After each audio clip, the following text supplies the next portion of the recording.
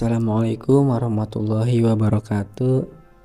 Perkenalkan, saya Cevi Batiar dengan NIM 2892150172. Pada kesempatan kali ini saya akan mempresentasikan ulangan akhir semester mata kuliah Ekonomi Manajerial dengan dosen pengampu Bapak Imahar MM. Baik, yang pertama ada definisi ekonomi manajerial. Ekonomi manajerial adalah aplikasi teori ekonomi dan perangkat analisis ilmu keputusan untuk membahas bagaimana suatu organisasi dapat mencapai tujuan atau maksudnya dengan cara yang paling efisien. Masalah keputusan manajemen timbul dalam organisasi apa saja. Yang pertama ada profit organization, yang kedua perusahaan nirlaba, dan yang terakhir ada badan pemerintah. Kemudian ada keterkaitan dengan teori ekonomi. Yang pertama ada suatu organisasi dapat memecahkan masalah keputusan manajemennya dengan menerapkan teori ekonomi dan perangkat ilmu keputusan.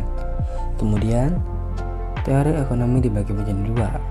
Yang pertama ada ekonomi makro, yaitu konsumen, individu atau pemilik sumber daya dan perusahaan.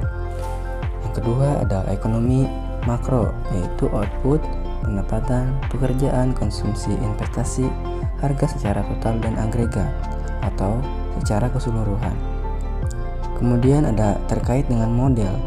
Model ini menerima teori atau model apabila dapat memprediksi secara tepat dan bila prediksi tersebut logis sesuai asumsi yang dibuat. Selanjutnya yaitu keterkaitan dengan ilmu keputusan. Ilmu keputusan menggunakan perangkat matematika ekonomi dan ekonometri untuk membentuk dan mengestimasi model keputusan yang ditujukan untuk menentukan perilaku optimum perusahaan. Matematika ekonomi ini untuk informalkan atau menggambarkan dalam bentuk persamaan.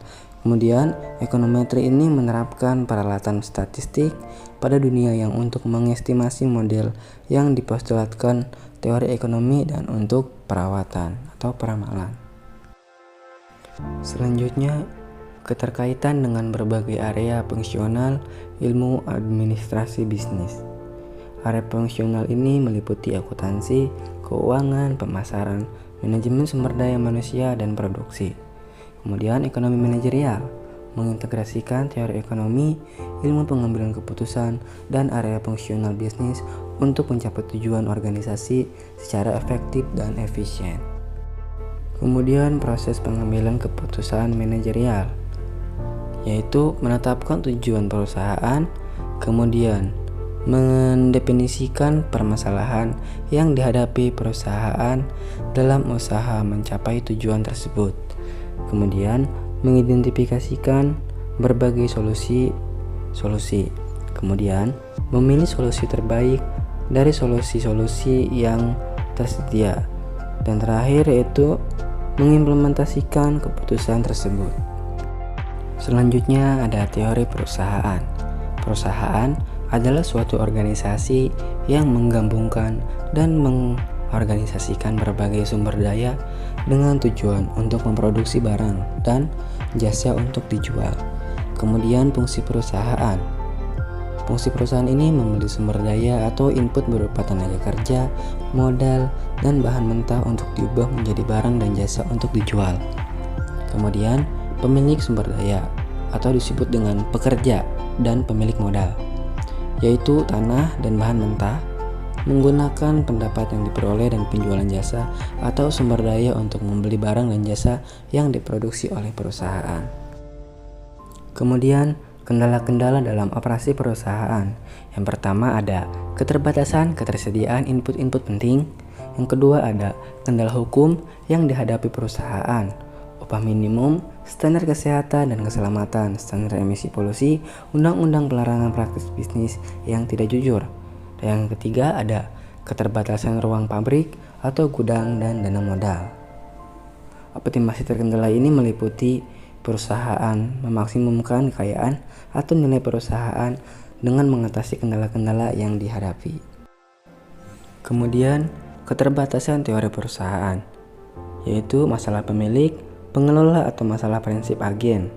Kemudian, masalah pemuasan atau manajer kurang mampu untuk memaksimumkan laba tetapi hanya dapat berusaha untuk memuaskan beberapa tujuan dalam hal penjualan, pertumbuhan laba, pangsa pasar, dan sebagainya. Dan yang terakhir yaitu ada kesimpulan. Dari penjelasan yang tadi sudah dijelaskan, dapat kita pahami bahwa manajerial ekonomi penting sebagai strategi yang penting, yang paling efisien dan efektif untuk menjalankan bisnis. Ilmu ini akan sangat membantu para manajer perusahaan dalam menemukan solusi rasional dari hambatan yang dihadapi dalam kegiatan perusahaan. Oke, baik, cukup sekian presentasi dari saya. Kurang lebihnya mohon maaf. Wassalamualaikum warahmatullahi wabarakatuh.